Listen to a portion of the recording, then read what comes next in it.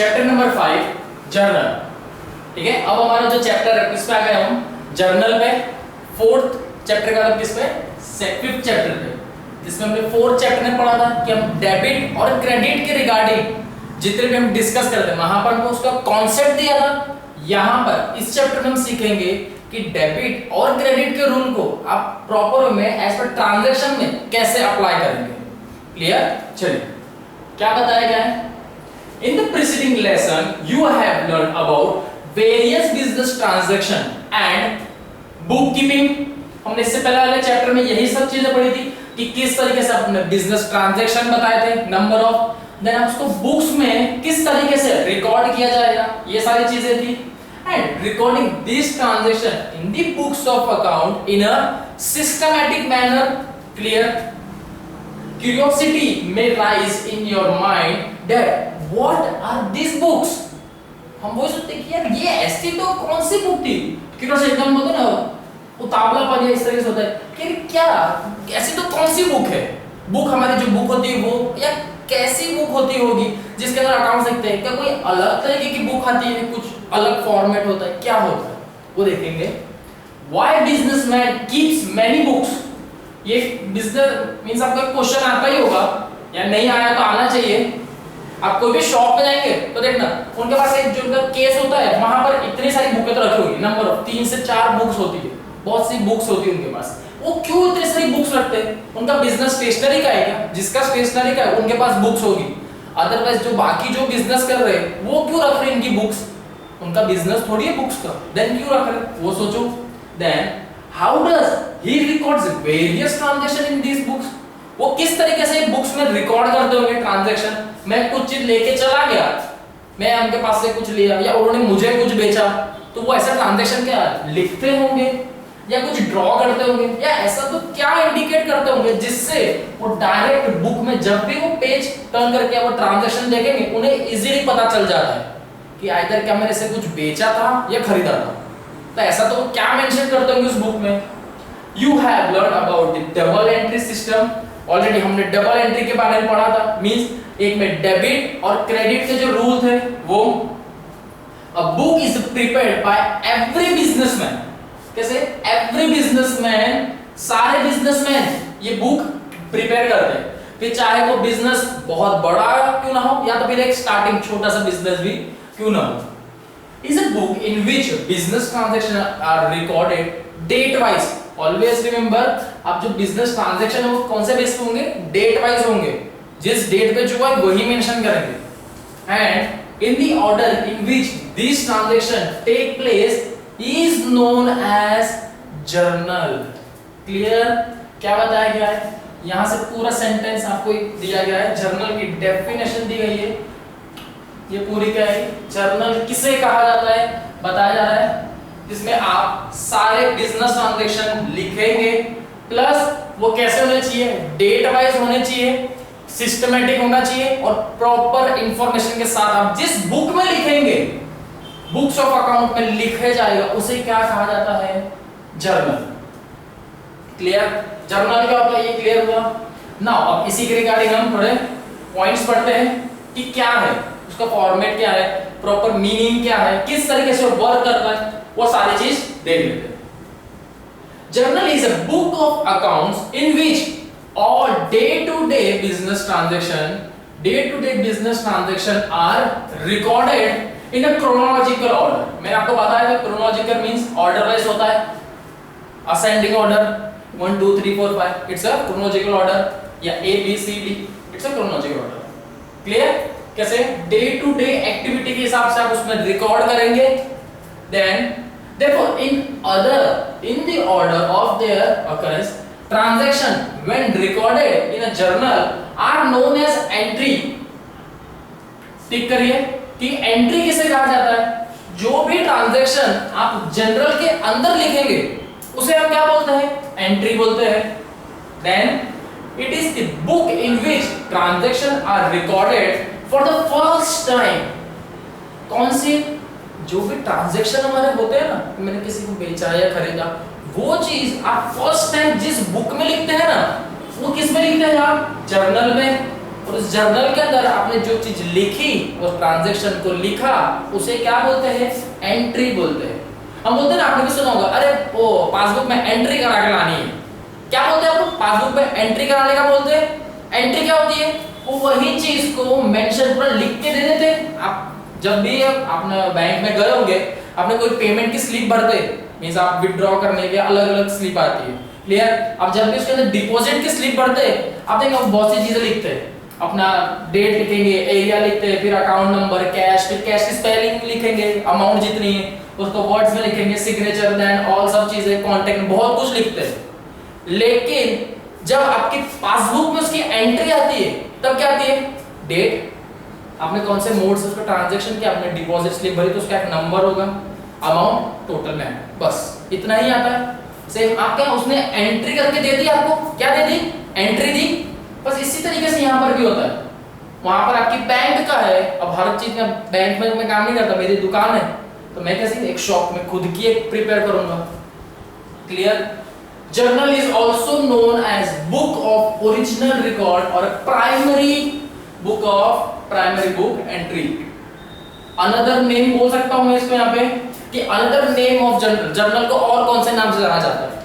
Books of original record. Original क्यों बोल रहे हैं? क्योंकि जितनी भी चीज है, पर जो ट्रांजैक्शन है सबसे पहले किसमें लिखी जाती है? जर्नल में, इसलिए वो क्या हुई? Original. Book of primary entry, primary means सबसे फर्स्ट, पहला, तो जर्नली कैसा है? जिसके अंदर हम सबसे पहली एंट्री फर्स्ट टाइम लिखते हैं, इसीलिए उसको क्या एक प्राइमरी नाम भी दिया है। क्लियर? बहुत सिंपल सा है। Then business transaction of financial nature are classified into various categories of account। क्योंकि एक ही तरह का बिजनेस आप करें तो उसमें बहुत से अलग-अलग ट्रांजैक्शन तो होते रहते हैं, या उसमें बहुत से वेज होते हैं कि आप कुछ चीज कर रहे हैं, कुछ ले रहे, दे रहे, तो वो अलग-अलग वे में होगा। उसके डिपार्टमेंट भी रखे होंगे आपने, जैसे कि पता है assets, liability, capital, revenue, expense and और भी बहुत कुछ आता है। These are debited or credited according to the rules of debit credit। ये सारी जो चीज हमको बताई गई है, कौन सी? Assets, asset, liability, revenue, expense, इसको कौन से बेस पे हम लिखते हैं, कौन से बेस पे जज किया जाता है? According to our rules, debit and credit के रूल्स के बेस पे हम एसेट, लायबिलिटी, कैपिटल, रेवेन्यू और एक्सपेंस जो हमारे बिजनेस में होता है, उसे कौन से बेस पे लिखा जाता है? डेबिट और क्रेडिट के बेस में लिखा जाता है। क्या? उनकी स्पेसिफिक लिखा जाता है, स्पेसिफिक अकाउंट्स में उनको लिखा जाता है। जिसका जो अकाउंट है उसमें हम लिखेंगे। Every business transaction affects two account. कितने होंगे? दो अकाउंट तो होते ही है।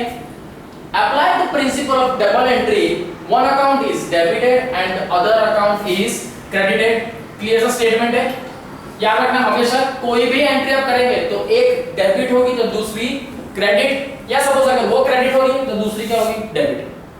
क्लियर? दोनों सेम नहीं होगी कभी भी। Every transaction can be recorded in a journal.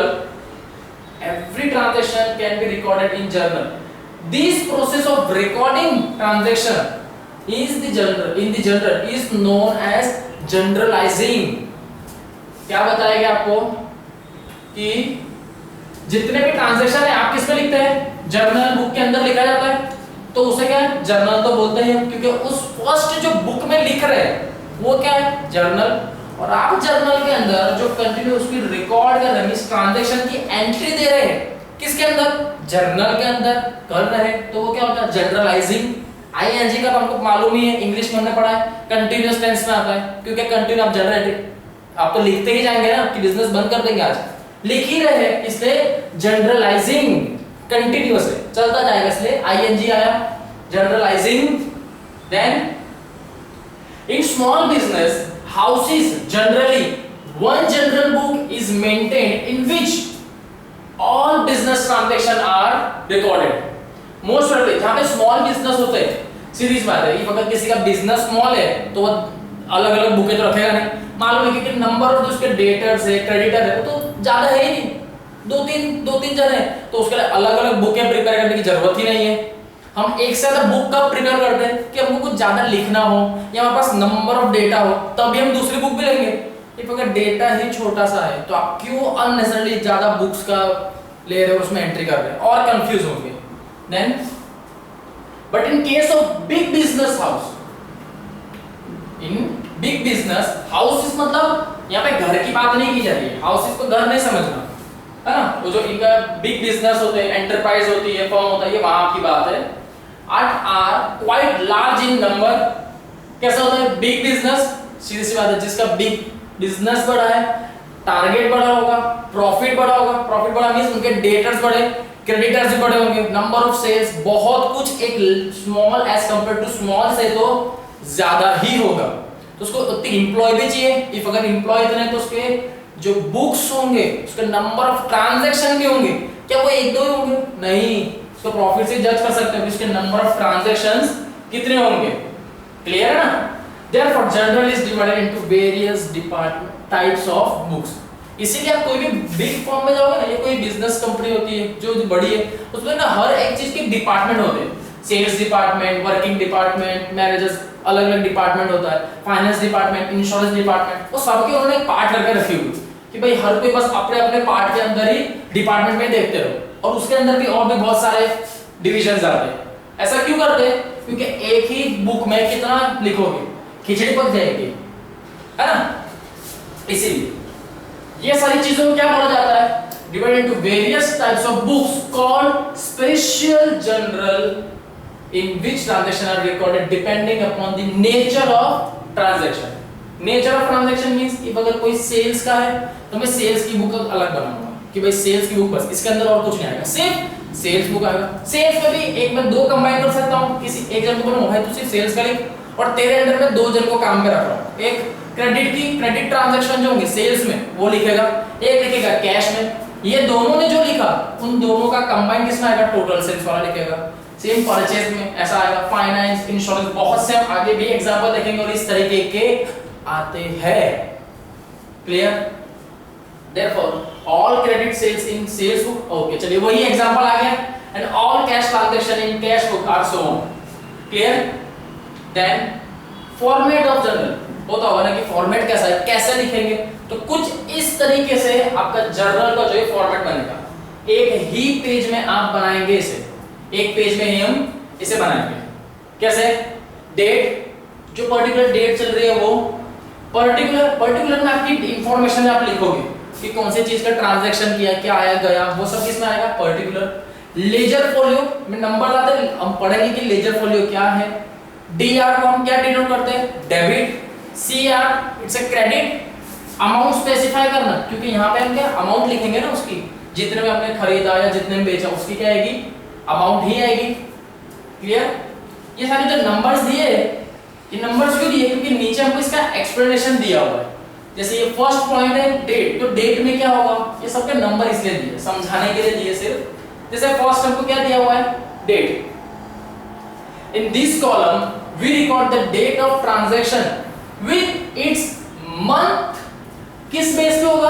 उसका मंथ यहाँ स्पेसिफाई करेंगे कि भाई कौन से मंथ में हुआ। फिर उसकी क्या आती है? ईयर आएगी कि भाई कौन से ईयर में हुआ। ये तो आपको पता होना चाहिए ना। अगर मैं जनरल में लिख रहा हूँ, अरे ये बुक है मेरी, नहीं कौन से मंथ में हुआ था ये तो याद ही नहीं, मैंने डेट लिखी है।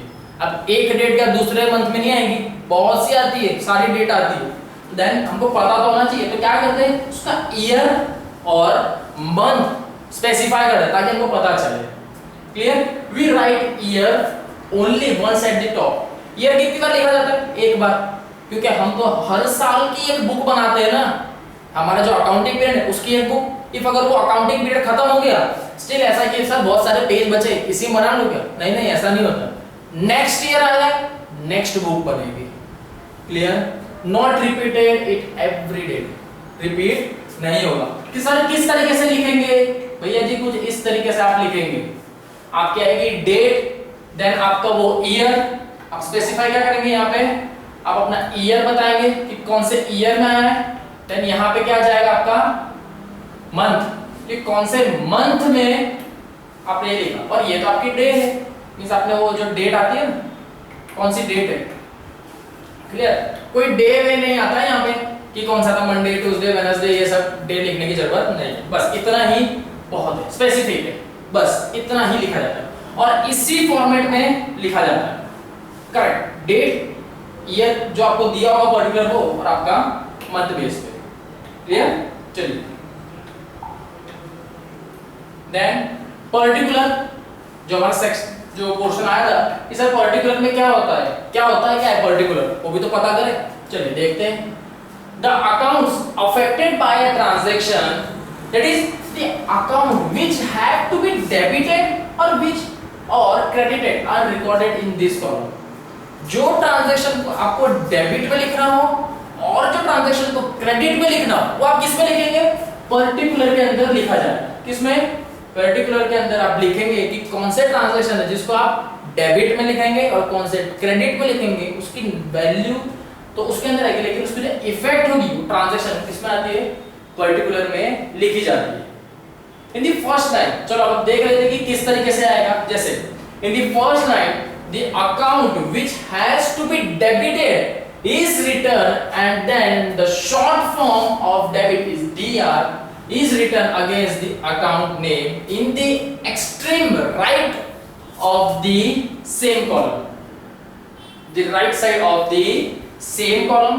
मैं आपको एग्जांपल ही दिखा देता हूं प्रॉपर। ये दिया हुआ है, आप कहां पर लिखेंगे? उसके डेबिट, सबसे पहले आप कभी भी कोई एंट्री लिखेंगे ना, सबसे पहले डेबिट की एंट्री आती है, देन क्रेडिट। सबसे पहले किसकी आएगी? डेबिट की आएगी। सबसे पहले किसकी आती है? डेबिट। उसके बाद हमेशा किसकी आएगी? क्रेडिट की। आपको ऐसा डेबिट क्रेडिट वहां पे लिखना नहीं है कि डेबिट क्रेडिट करके अमाउंट, ऐसा नहीं लिखना है। ये जस्ट बता रहा हूं कि पहले एंट्री किसकी आएगी? डेबिट की होती है, देन सेकंड किसकी आती है? क्रेडिट की। क्लियर? इन शॉर्ट बोले कि सबसे बड़ा होगा, सबसे बड़ा ये, फिर ये से छोटा, तो पहले डेबिट लिखना। Clear? Then in the second line, after leaving some space from the left, enter in the first line the account which has to be credited is written starting with the preposition of to। किस तरीके से लिखा जाता है? आपको to के form से लिखेंगे। सपोज जैसे डेबिट का है, हमने ये डेबिट का कुछ भी यहाँ लिख देते हैं। क्लियर? या आप इसको हटाओ, मैं यहाँ पे कुछ परचेस कर रहा हूँ तो मेरे पास कुछ चीज IN में क्या लिखता हूँ? डेबिट। इफ क्रेडिट में करना हो तो यहाँ पे थोड़ी सी स्पेस दूंगा, स्पेस दिए मैंने, और टू करके अगर मेरे पास से कैश गया है तो टू कैश। क्रेडिट लिखने की जरूरत नहीं होती है क्योंकि हमको तो पता है ना ऑलरेडी। एक चीज मैंने बता दी, दो है, एक अगर बता रहा हूं डेबिट तो दूसरा क्या हो जाएगा? क्या होगा? क्रेडिट ही होगा। हमारा रूल क्या है? कि अगर एक डेबिट होता है तो दूसरा क्रेडिट ही होगा, और एक क्रेडिट है तो दूसरा क्या होगा? डेबिट ही होगा। क्लियर? चले आगे। Then in the third line, अब आपको थर्ड लाइन बताइए। थर्ड लाइन नरेशन, ये third line narration for the entry which explain the transaction the affected accounts of which are entered is written within bracket. मींस अब आप यहां पर example में देखिए, ये सारी जो चीज बताई जा रही है किसमें आएगी? आप सबसे पहले क्या करेंगे? अभी तक हमारा दो कॉलम पे डिस्कस किया हमने। कितने कॉलम? दो कॉलम पे डिस्कस किया। फर्स्ट ये कॉलम इस तरीके से कुछ बनेगा। कैसे? कुछ इस तरीके से बनेगा। क्या है? सबसे पहले तो डेट, मैंने डेट लिखी, डेट फर्स्ट अप्रैल, ईयर कौन सा था? ईयर स्पेसिफाई किया। अब यहां पर कोई ट्रांजैक्शन होगा जहां पर आपने रेंट पे किया है, ठीक है? क्या होगा? इस तरीके से होगा, rent paid of rupees 500 in cash. Means आपने 500 का क्या था? रेंट था, जो आपने क्या कर दिया? पे कर दिया। क्लियर? पे कर दिया। आपने क्या पे किया? रेंट पे किया है, तो वो किस में आएगा? Debit account. क्लियर? किस में आएगा? Debit account. आपके पास से कैश बढ़ गया या कम हो गया? क्या जल्दी बताइए, बढ़ गया या कम हो गया? सर ऑब्वियसली कम हो गया, पैसा तो चला गया। हम क्रेडिट के अंदर क्या लिखते हैं हमेशा? Credit what goes out. क्या गया आपके पास से? सर कैश चला गया, तो मैं कैश को ही कहां लिखूंगा? क्रेडिट में लिखूंगा। और क्रेडिट में लिखने का तरीका देखिए, आपने स्टार्टिंग से लिखा रेंट अकाउंट डेबिट। जब हम नेक्स्ट लाइन में आएंगे तो आप यहां से स्टार्ट नहीं करेंगे, थोड़ी सी आपने क्या दी है, स्पेस दी है, और फिर स्टार्ट किसने करना है, टू। ये टू लिखना मत भूलना। इफ अगर आपने टू लिखा, हर एक चीज का लिखने का एक तरीका होता है ना, कुछ स्टाइल होती है, उसका पैटर्न होता है, तो ये पैटर्न फॉलो करना। क्या लिखा जाता है, टू। देन आपने पास से क्या गया, कैश गया मेरे पास से, तो कैश का एक सेपरेट अकाउंट बनता है, तो क्या आएगा, यहां पर तो नहीं लिखा होता है, क्या करेंगे, कैश अकाउंट, रेंट अकाउंट, हर एक चीज का क्या अकाउंट बनाना होता है ना। अब इसी चीज की क्या हमने अलग अलग डिपार्टमेंट पढ़ा था आगे कि हर एक चीज का एक अलग अकाउंट बनाया हुआ था, उसी तरीके से बनेगा। क्लियर, समझ में आया। अब मुझे ये पता नहीं यार कि ये क्या हुआ, मुझे ध्यान नहीं आ रहा, मैं क्या एक नैरेशन लिख लूं क्या, तो ये नैरेशन है। इस नैरेशन में क्या लिखा है, रेंट पेड इन कैश। अच्छा मुझे याद आ गया कि भाई मैंने ये क्यों लिखा था ऐसा, क्योंकि मैंने रेंट पे किया था, किसमें, कैश में किया था। तो इसी स्टेटमेंट को अकाउंट की लैंग्वेज में मैं अकाउंट की फॉर्मेट में कैसे लिख सकता हूं, कुछ इस तरीके से लिख सकता हूं। कैसे लिख सकता हूं, कुछ इस तरीके से लिख सकता हूं, है ना। अब देखो आपने यहां पर ये आपका एक नॉर्मल सेंटेंस था, इसी को अपने अकाउंट के फॉर्मेट में किस तरीके से लिख दिया, ऐसा। आपने क्या दिया, रेंट दिया, आपके पास से क्या गया, कैश चला गया, तो क्रेडिट। क्लियर। देन चले आगे, लेजर फोलियो क्या होता है, इस पे आ गए हम। लेजर फोलियो क्या होता है, the transaction entered in a journal is posted to various related accounts in the ledger. जो भी आप ट्रांजैक्शन जर्नल के अंदर लिख रहे, जर्नल तो क्या है, एक बुक है सिर्फ। जर्नल क्या है, एक बुक है सिर्फ, है ना। एक जर्नल क्या है, जर्नल आपका फॉर्मेट कुछ इस तरीके का ही है।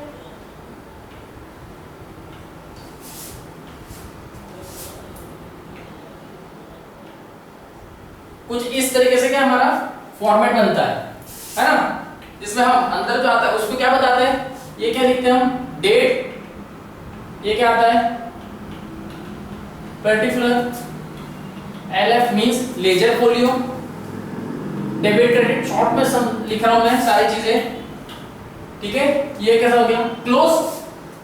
अभी इसी के अंदर हमने जैसे पढ़ा कि ऐसे कितने ही ट्रांजैक्शंस होते हैं। हम जर्नल में क्या करते हैं, कोई भी ट्रांजैक्शन है सबका सब लिखते जाते हैं। किसके अंदर में, सेल्स का भी लिख सकता हूं, परचेज का लिख दूं, या मेरा कैपिटल, या अदरवाइज जो ड्राइंग होगी, ड्राइंग, या बहुत सी चीजें, या मैंने कुछ मशीन खरीदी, फर्नीचर खरीदा, या मेरा कोई स्टेशनरी सामान था, एंड और बहुत सी एक्सेट्रा। ये सारी चीजें रिलेटेड टू, इफ अगर ये रिलेटेड टू क्या है, मेरे बिजनेस से रिलेटेड है, तो सारी इफेक्ट किसमें आएगी, जर्नल के अंदर आएगी। क्लियर। वो सारी चीजें क्या आएगी, जर्नल। मैं जिस दिन भी जर्नल का पेज ओपन करूंगा तब मैं देखूंगा कि अच्छा यहाँ पर मेरी जो डेट दी हुई है 2014 एंड अप्रैल दिया है, अप्रैल 1, तो मुझे देखूंगा कि अच्छा ये मेरी डेट है और इस डेट पे मेरे क्या क्या ट्रांजैक्शन हुए थे। मैंने कुछ चीज सेल करी, कुछ परचेज किया, कुछ ड्राइंग मींस पर्सनल यूज के लिए लिया था, मशीन ली थी, फर्नीचर, स्टेशनरी, और ये सारी चीजें क्या थी कि मैंने ले ली थी अपने ही पास से। क्लियर। क्या किया था, यही सारी चीजें ले ली थी मैंने। तो अब इसकी तो मैंने अलग अलग बुक्स बनाई होगी, ये सभी चीज की, ये सब चीज की क्या एक अलग बुक बनी होगी। जैसे मैंने एक बुक किसकी बना के रखी होगी, एक बुक किसकी, सेल्स की बना के रखी होगी, ये सेल्स अकाउंट के नाम से। एक मींस ये क्या मेरी बुक समझना, क्या ये सब एक बुक है। एक बुक सेल्स की होगी, एक बुक किसकी होगी, परचेज की होगी,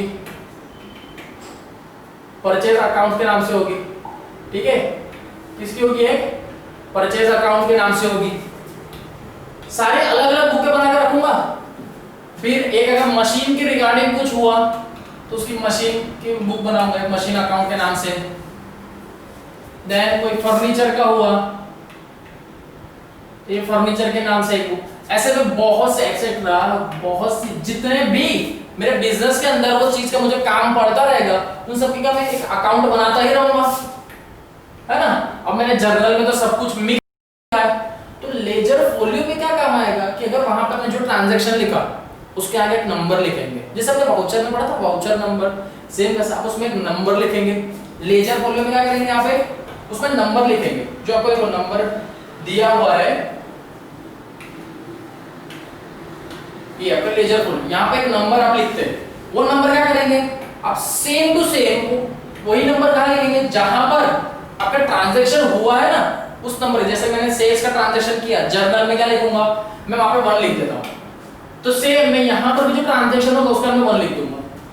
तो इफ अगर मैं ये बुक देखूं या जर्नल देखूं, मुझे क्लियर पता चल जाएगा अच्छा इसमें 1 है और इसी के पास भी एक क्या होगी डेट होगी, इसमें भी क्या कुछ डेट होगी, तो डायरेक्ट डबल एंट्री हो रही है हर चीज की, एक एंट्री जर्नल में हुई, दूसरी उसी का मैंने कुछ अकाउंट बना के रखा था उसके अंदर भी सेम एंट्री, हम बोलते हैं डबल एंट्री करते हैं एकदम, एक चीज इसमें भी लिखते हैं दूसरा उसमें भी लिखते हैं। एग्जांपल में अगर आपको बेस्ट एग्जांपल दूं तो दूसरा, हम हमारे स्कूल टाइम में जब आपको मैडम बोलती थी कि चलो मैं दूसरी कोई या क्वेश्चन आंसर टिक करा दे थे, क्लियर, आपको क्या कराया जाता था, क्वेश्चन आंसर टिक कराते थे, तो आप क्या करते थे क्वेश्चन नंबर 1 से लेकर अप टू क्वेश्चन नंबर 10 तक है, तो उसके अंदर मैडम जब टिक कराती थी, मैडम पेज नंबर बताती थी आपको, पेज नंबर कि ये पेज पे ये आंसर है, तो आप क्या करते थे, जो आपको सेंटेंस लिखा होगा ना क्वेश्चन नंबर 1 का जो सेंटेंस लिखा है उसके आगे क्या करोगे, उसका पेज नंबर लिख देते थे कि कौन सा, सपोज एक 10th नंबर के पेज पे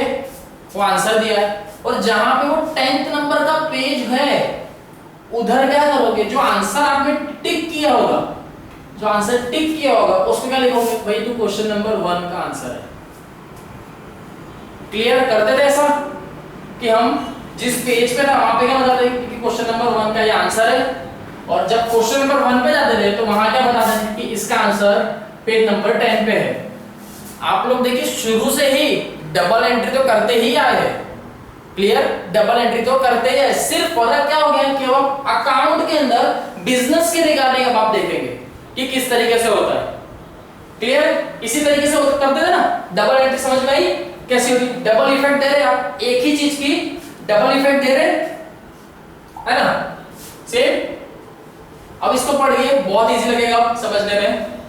In ledger folio, column B entered the page number where the accounts pertain entry in the open and posting from the journal is made. Clear? वही सेंटेंस में समझा दिया गया पूरा, क्लियर। इंडेक्स में example दे रहा था, इंडेक्स भी लिखते हैं ना, जैसे हमारा इंडेक्स बनाते थे ना हम लोग, पेज लिखा होता था वहां पे पेज नंबर लिख देते, क्यों, ताकि डायरेक्ट अच्छा ये पेज पे उस बुक में इस पेज पे होगा, है ना। चलो हमारे स्कूल में रोल नंबर भी इस बेस पे होते थे, डबल एंट्री, आपकी बुक में नाम नहीं रोल नंबर लिख दो, अच्छा ये रोल नंबर है, अटेंडेंस की बुक निकालेंगे, अच्छा ये रोल नंबर के सामने इसका नाम है, मींस ये बुक किसकी हुई, उस पर्सन की हुई, है ना। ऐसे बिजनेस में भी होता है। अब डेबिट और क्रेडिट अमाउंट में कैसा आएगा वो देख लेते हैं।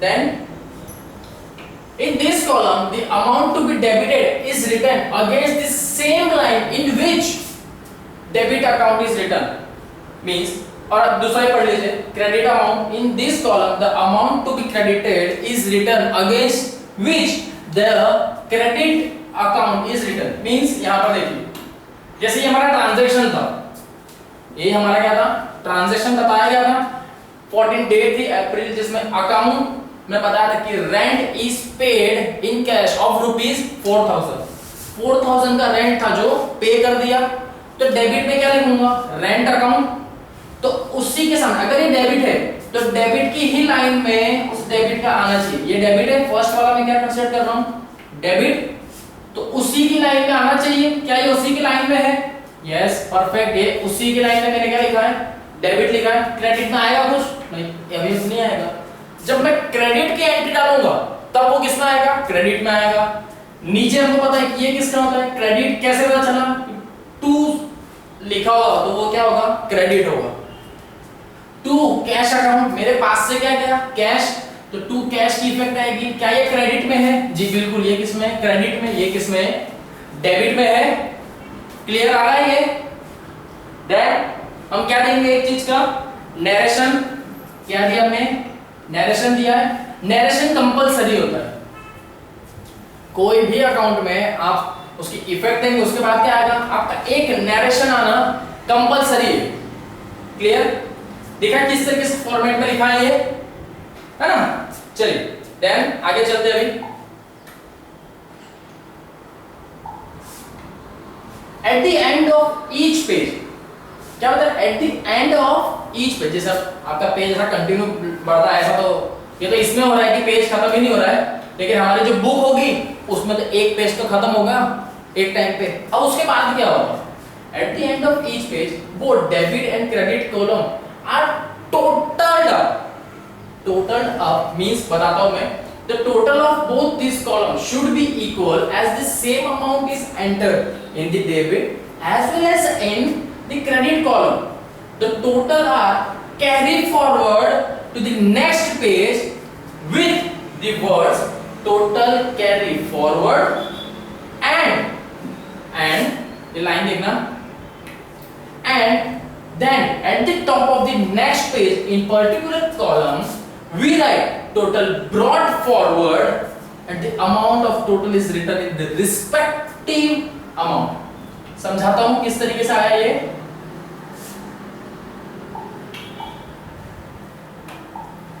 अभी सपोज यहां पर हमारा एक कॉलम है, हम एक बॉक्स जैसे कॉलम आता है वो कॉलम बना लेते हैं। यहां पर आपको एक प्रॉपर किस तरीके से फॉर्मेट में आता है वही देख लेते हैं हम लोग कि कैसे फॉर्मेट में आएगा। तो हम किस तरीके से डेबिट और क्रेडिट को हम लिख सकते हैं।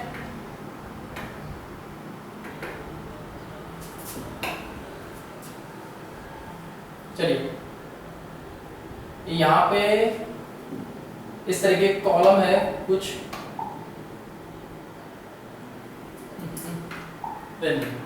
यहां पर मैं अपना ये ड्रॉ कर लेता हूं कॉलम।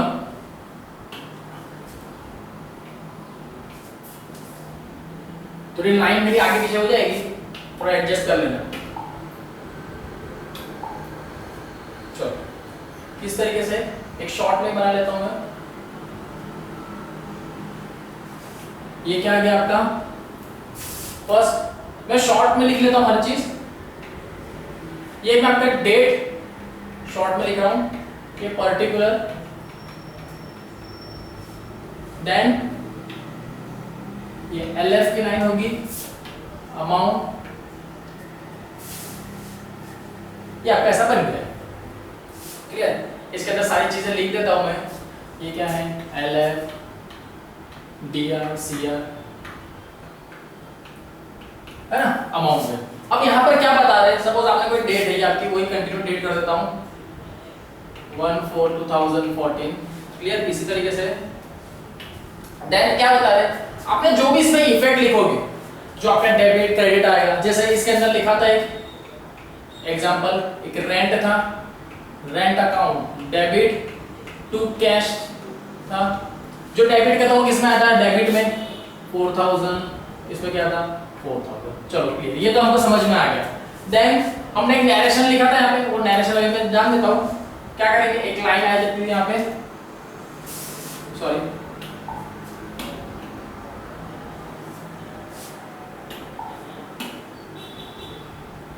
ये लाइन नहीं आएगी, इधर ज्यादा आ गई, इधर आती है, ये लाइन सिर्फ इसमें आती है।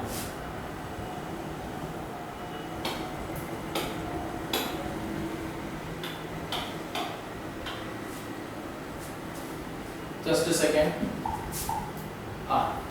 चलिए ये लाइन किधर, सिर्फ इतने पोर्शन में आती है। नेक्स्ट सेम डेट चल रही होगी, ये डेट चेंज हो गई है, डेट सेकंड डेट पे आ गए हम 14, मैंने कुछ चीज परचेज करी है, कोई एक चीज है जो क्या किया है, परचेज किया है मैंने, परचेज अकाउंट डेबिट टू, वो भी किसमें किया है, कैश में किया होगा। चलो ठीक है, मैंने किसमें किया है, कैश में। सेम कितने का, 5000 पे क्या किया है, कैश परचेज किया है। डेबिट में ही आ रहा है, ये किसमें आ रहा है, क्रेडिट में ही आ रहा है, अकाउंट। यहाँ पे नरेशन की जगह छोड़ देता हूं मैं। देन दूसरी कोई इफेक्ट होगी जो कब, थर्ड डेट को, मतलब तीसरी तारीख को भी कुछ ना कुछ ट्रांजैक्शन तो हो गई। उस दिन मैंने क्या किया, मैंने फिर से कोई चीज परचेज करी, मैंने क्या किया है, फिर से कुछ परचेज किया है, परचेज अकाउंट डेबिट, मेरे पास से क्या गया था, cash to cash account, narration में लिखूंगा बाद में। यहाँ पर कितने का किया था, वो भी 6000 रुपीज का किया था। अब यहाँ पर ऐसा कि सर ये तो पेज तो भर गया, अब क्या करेंगे यहाँ पर, क्लियर। अब मुझे जो दूसरा होगा वो तो एक अनदर जो दूसरा पेज है मुझे उसमें भी लिखना होगा, तो वहां पर मैं क्या लिखूंगा, मैं मेरा एक दूसरा पेज बना लूं कि दूसरा जो मेरा पेज था वो भी सेम फॉर्मेट तो सेम ही होगा, फॉर्मेट तो कैसा होगा, सेम ही होगा, है ना। पर्टिकुलर अमाउंट डेबिट क्रेडिट करके कुछ इस तरीके से फॉर्मेट होगा, जिसके अंदर डेट दिया है, पर्टिकुलर मेरा डेबिट क्रेडिट और एलएफ ये दिया है, क्लियर। अभी आपका डाउट क्या होगा कि सर ये तो अभी बाकी है, इसको क्लोज कैसे करें। क्लोज मींस इसको क्या किया जाएगा, यहां पर क्या करोगे आप, अभी तक का मींस अभी तक का आपका जो टोटल आया है, अभी तक का जो ट्रांजैक्शन की, इसका क्या कर लो, टोटल कर लो, क्योंकि ये चीज मैं नेक्स्ट पेज पे तो लेके नहीं जा सकता ना, तो बेटर मैं इसको कैसे लेके जा सकता हूं, इसी का टोटल कर लेता हूं, फिर मुझे इसकी जरूरत नहीं होगी। तो क्या करूं, इन तीन आइटम मेरे ये पेज पे है, ये क्या मेरा पेज नंबर 1 है, ये मेरी बुक का पेज नंबर 1 है। तो अभी यहाँ पर मेरे पास क्या इतनी इफेक्ट आई है, तो इनका टोटल कर लेता हूँ। टोटल कितना है, 4000 6000 प्लस 5000, टोटल कितना हो गया 15000। डेबिट और क्रेडिट का टोटल ऑलवेज सेम आना चाहिए, सेम आ रहा है मींस आपका सही है। कितना आ गया 15,000। लेकिन सर इसको कुछ तो बोलते होंगे, इफ अगर इसको लिख रहे हैं तो इसको कुछ तो बोला जाता होगा, तो इसे क्या बोला जाता है, टोटल। अभी आप इसको क्या करोगे, दूसरी तरफ कैरी फॉरवर्ड करोगे ना, तो क्या आएगा, यहां पे मैं क्या लिखूंगा, यहां पर क्या आ जाएगा, टोटल कैरी फॉरवर्ड। क्या आएगा, कैरी फॉरवर्ड, जिसको हम शॉर्ट में CFB लिखा जाता है। क्या आएगा, टोटल कैरी फॉरवर्ड। अब मेरा कौन सा था 6 वाला, जहां पे मैं प्रॉपर प्रिपेयर करके रखा था, उधर मैं क्या इफेक्ट दे दूंगा, यहां पर तो मैंने कैरी फॉरवर्ड किया था, इधर वो चीज आई तो वो क्या हो गया, ब्रॉट फॉरवर्ड, क्लियर। जिसे हम क्या लिखे हैं शॉर्ट में BFB लिखते हैं। हमने करेगा कैरी किया था, किसी को दिया, जब यहां पर वो चीज आ गई तो क्या लिखूंगा, आ गया ब्रॉट फॉरवर्ड। कितना आया था 15,000, कंप्लीट 15,000। इसी तरीके का आया था, यही 15,000 ही आया। अब इसके बाद की जो नेक्स्ट जो डेट होगी और भी जो ट्रांजैक्शन होंगे वो कंटिन्यू कर सकता हूं मैं इसी तरीके से, जो उनकी अमाउंट आएगी देन नेक्स्ट पेज करना होगा। यहाँ पे टोटल, यहाँ पे क्या जाएगा, total of carry forward means CF, total लिखूंगा। देन जो नेक्स्ट पेज आएगा उसके अगेन टॉप पे क्या लिखूंगा, ब्रॉट फॉरवर्ड। इसका भी जो टोटल आएगा, अब इन दोनों का जो टोटल आएगा, इसका टोटल नेक्स्ट पेज पे टॉप पे लिखूंगा। तो बस ये प्रोसेस कंटिन्यूस रहती है। कैसे रहती है, कंटिन्यू ये प्रोसेस चलती ही रहती है, जब तक आपका बिजनेस चल रहा है ना, ये प्रोसेस चलती ही रहेगी। क्लियर, समझ में आया। ब्रॉड फॉरवर्ड और कैरी फॉरवर्ड कैसे चलता है, तो इसी तरीके से बताया, total carry forward and brought forward कुछ इसी तरीके से चलता रहता है। क्लियर है, चलिए